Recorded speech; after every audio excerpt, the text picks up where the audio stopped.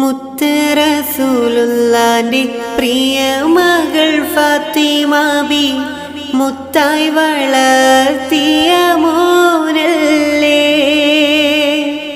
മുത്ത് റസൂലുള്ളാന്റെ പ്രിയ മകൾ ഫാത്തിമ ബി മുത്തായി വളർത്തിയ മോനല്ലേ.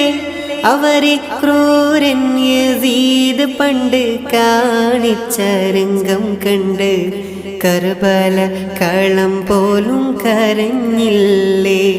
അവരെ ക്രൂരൻ യസീദ് പണ്ട് കാണിച്ച രംഗം കണ്ട് കർബല കളം പോലും കരഞ്ഞില്ലേ.